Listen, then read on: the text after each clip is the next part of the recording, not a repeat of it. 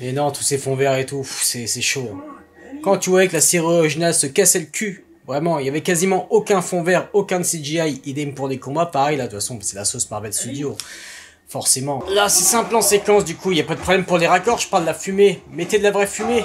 Ah, les appareils à fumer, ça existe, hein, plutôt que votre CGI de merde. Après, beaucoup vont s'en contenter, je sais bien. Écoutez. Ah, c'est pas le prisme de cette chaîne. Ah, je peux pas me farcir un rendu typique entertainment pour Daredevil. Même si ça se veut, soi-disant, dans la lignée de la série originale. Mais non, non, non, d'accord, c'est peut-être plus sombre, plus brutal.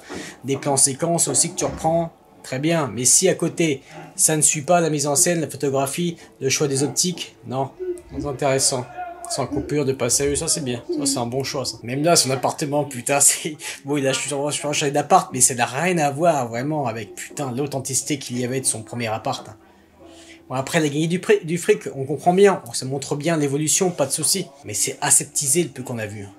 En direction artistique aussi, en déco. Tu retombes encore une fois dans ce fade. Dans cet entertainment, ce qu'il voulait faire à la base, c'était vraiment un reboot, comme on l'a vu dans Echo Hawkeye, d'accord, pas de souci, du coup tu comprenais. Malgré son look tout pété, alors oui, c'est un look qui reprenait la fameuse couverture de Family Affair, d'ailleurs ça venait de Vincent D'Onofrio, apparemment vraiment, cette requête, cette suggestion, il avait même dit que depuis plusieurs années, qu'il avait le rôle de la première série Netflix, et il avait ça en fond d'écran. C'est bien de pas le pointer, de pas faire le focus sur lui, non, ce serait trop simple sinon. Donc s'il y a voilà, des petites propositions comme ça artistiques, pourquoi pas. Mais là, ce que je vois, c'est le cul entre deux chaises à chaque fois. C'est comme certains runs dans les comics, pas forcément que Daredevil, vous voyez. Il y a des runs, il y a des auteurs et des dessinateurs que tu adores, d'autres bien en dessous, plus conventionnels, qui ne correspondent pas voilà, à ton prisme. Bah c'est ça.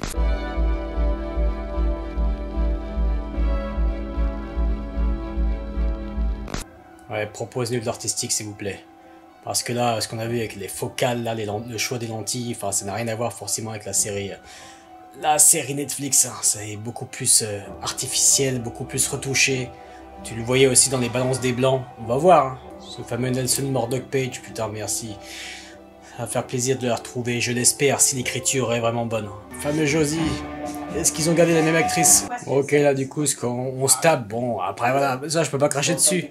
C'est que tu relis les wagons, voilà, pour bien expliquer que c'est bien la suite de la série originale, mais en même temps, eh bien, il y a des dialogues explicatifs pour les nouveaux venus, voilà. Tant que ça ne s'étend pas comme ça dans plombe. Ah, le fameux White Tiger, on verra. C'est bien de voir de la vie, c'est important. Dommage, j'aurais bien voulu la revoir, sa gonzesse. Putain, c'est audacieux.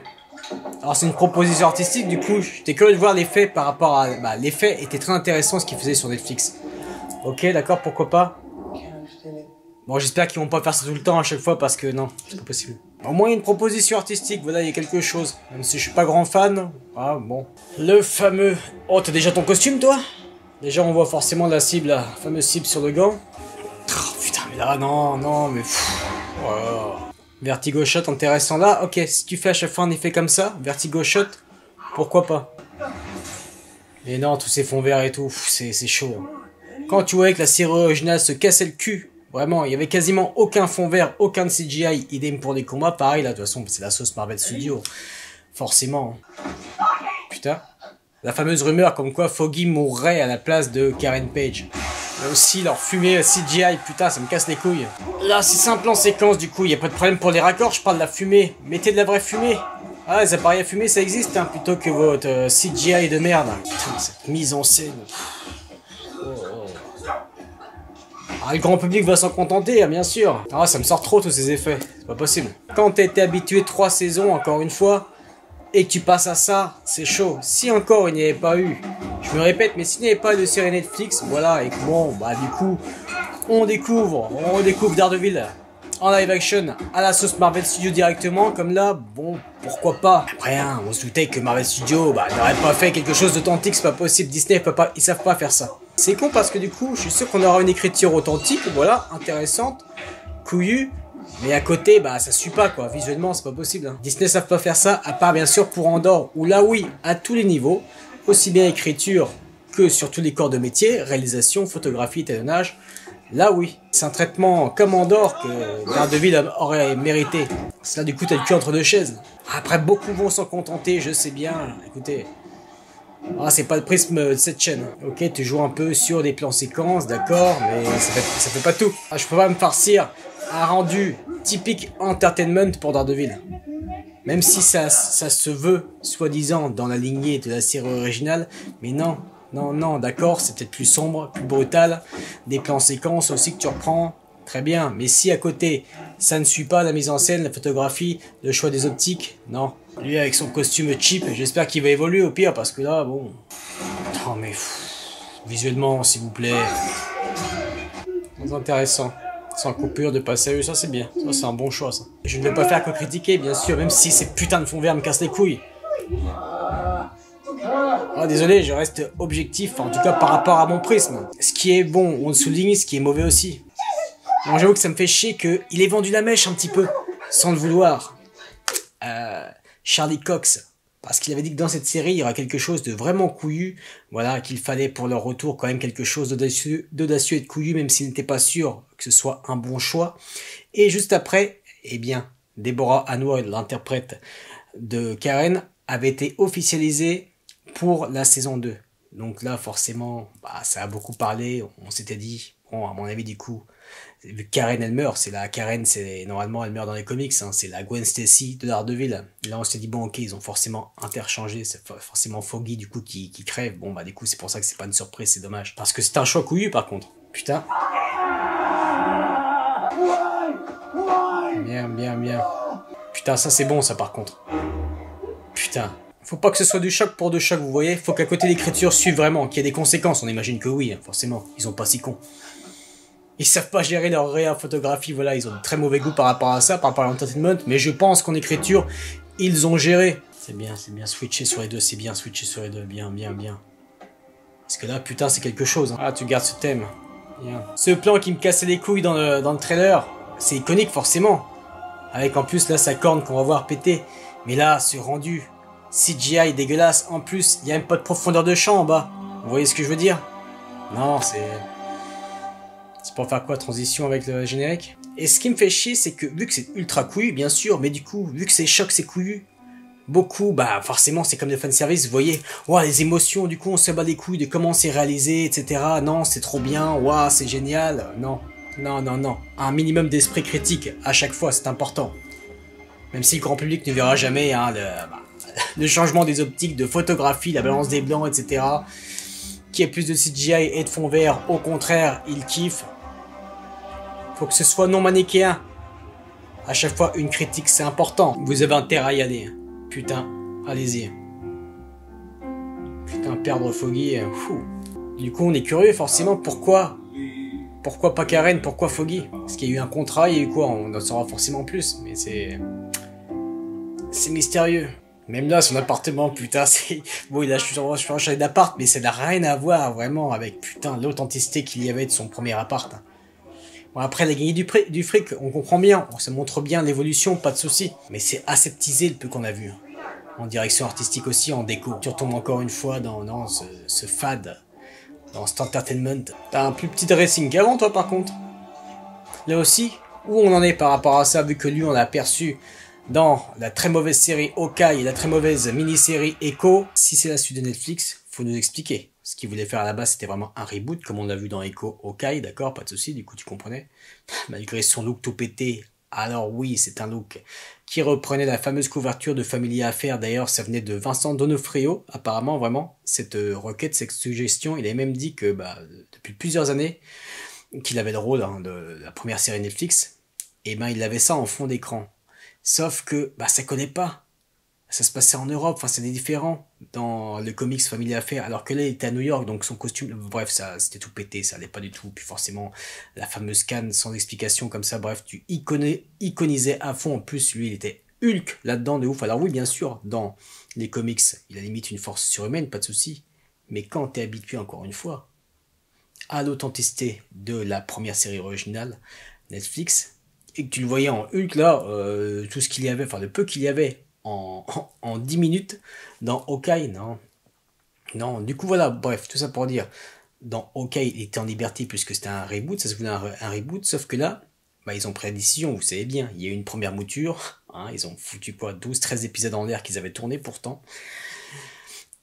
Ensuite, ils ont réécrit pour avoir ce fameux projet-là pour plus coller à la série Netflix, d'accord, mais si c'est le cas, va-t-on nous expliquer pourquoi il est encore une fois libéré? Pourquoi? Parce qu'il y avait quand même eu le témoignage de Ray Nadim, plus un autre témoignage d'un agent du FBI. Donc ça, j'espère. J'espère que c'est pas juste passé à la trappe comme ça.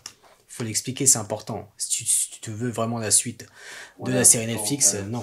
C'est bien de voir son évolution, putain, excellent. Ça suit bien la trame des comics et ça suit bien aussi la trame, bah, ce que ça présageait pour la fin de la saison 3. On garde ce tic avec la main, c'est très bien. Ils ont intérêt de garder toutes ces subtilités de jeu qu'il y avait, qu'on ne retrouvait pas trop dans Hawkeye et dans Echo, un petit peu, mais surtout qu'il y avait dans la série originale. Putain, l'évolution de cette relation.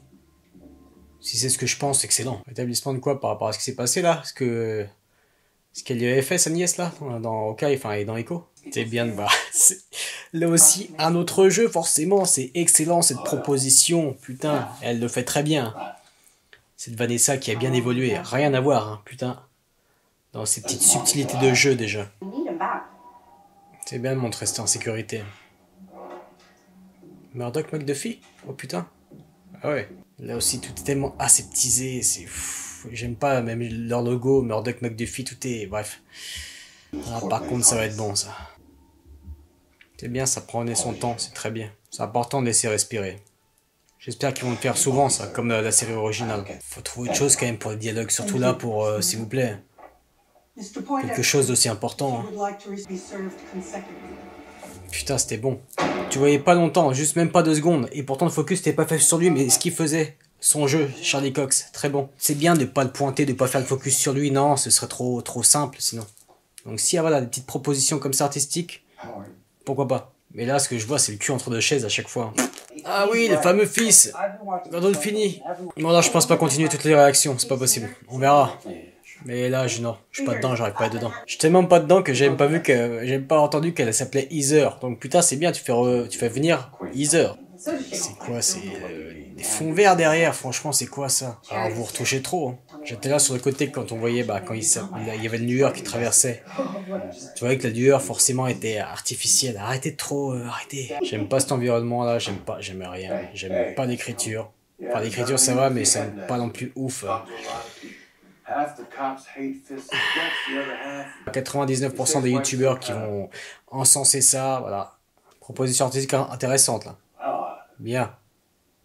Tu coupes tous les sons de eux là, des grandes gueules là, c'est bien. Ah, c'est bien, enfin on en parle forcément. Bon, certains vont pas comprendre, c'est qu'on pas suivi, mais bon, c'est pas...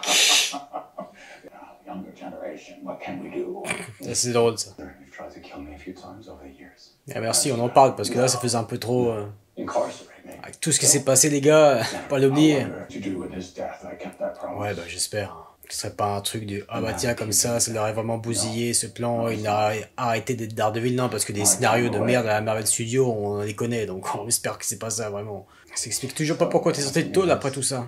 C'est bien ça, moi ça a toujours été sa psychologie, même dans les comics. Donc oui. C'est rapide, hein, il y a des ellipses, mais bon, tant mieux, allons-y, allons à l'essentiel, on va bien voir. C'est peut-être la seule chose qui m'intéresse dans cette nouvelle mouture là. La relation particulière maintenant entre Vanessa et Wilson. Juste les contours, très bien, continuez comme ça, toute la scène ce serait bien. Dommage. Par contre c'est bizarre, faut s'habituer à son jeu là, il a plus du tout le même jeu forcément, à part avec la main, mais sinon rien à voir, c'est normal, bien sûr, avec cette évolution. Et putain du coup c'est moins savoureux.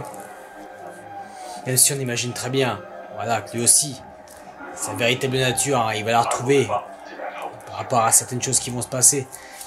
Donc pourquoi pas, mais du coup, j'avoue que je reste sur ma faim. Vincent D'Onofrio nous a tellement habitués. Là après il suit, voilà, là tu peux pas faire autrement, je comprends. Putain les dialogues s'il vous plaît, faut... Putain c'est plat de partout, c'est pas possible. Hein. Et ça va prendre, je suis sûr que ça va prendre. Je suis sûr qu'on va l'encenser à fond cette série, les 2 premiers épisodes. Ne serait-ce que ce premier épisode, c'est sûr. Là aussi ça change forcément, on n'a jamais eu l'habitude d'entendre des chansons avant, en Netflix. Là aussi plonge vraiment dans ce moule conventionnel. De toute façon, je ne vais faire que me répéter, donc ça ne sert à rien que je fasse d'autres vidéos réactions. Même moi, j'ai pas envie de... J'ai même pas envie de me taper les autres épisodes. Hein. Non. Ah, c'est comme certains runs dans les comics, pas forcément que Daredevil, vous voyez. Il y a des runs, il y a des auteurs et des dessinateurs que tu adores, d'autres bien en dessous, plus conventionnels, qui ne correspondent pas voilà, à ton prisme. Bah, c'est ça. Bon, écoutez, c'est rien que je fasse une espèce de synthèse. Hein. Tout ce que je sais, c'est que ça va cartonner niveau public, niveau critique. Parce que Nouvelle Entertainment a de beaux jours devant lui. Voilà, on ne fait pas attention si on bat des couilles. Tu prends juste les mêmes personnages, les mêmes acteurs. Et voilà, c'est trop bien. C'est comme Star Wars. Tu poses une caméra, peu importe comment, peu importe si la photographie est dégueulasse. Ou est vraiment typique de Nouvelle Entertainment avec soit le volume, soit des fonds verts à gogo, des CGI, etc. Comme là, on a vu, là, pas mal. Hein, beaucoup trop retouché. Non. Pas du tout la même patte authentique qu'avant. Mais voilà, peu importe, c'est pas grave. Tant qu'on met un Pékin dans une armure de Mandalorien, tant qu'on met un mec avec un sabre laser, tant qu'on fait revenir certains personnages pour appuyer ce fan service, je parle là pour Star Wars, voilà, et pour Disney en général. Bah voilà, c'est pas grave, c'est génial. Et bah là, c'est pareil. Bon voilà, ça m'a gavé. Bon, quant à nous, on va se retrouver pour plus tard The Last of Us. J'arrête Daredevil là, donc non. The Last of Us, je croise les doigts. Voilà, bon, c'est du HBO, même si on avait quelque peu déçu. Au final, cette première saison, ça diminuait, je parle, surtout en direction artistique. C'est dommage. Mais bon, je préfère me taper quand même un des derniers épisodes de la première saison de The Last of Us que ça. À ce conventionnel. Bon, après, vous connaissez la chaîne, vous connaissez le prisme. Et ensuite, on se retrouvera surtout pour Andor. Voilà, je vous souhaite une bonne journée ou une bonne soirée. Ciao!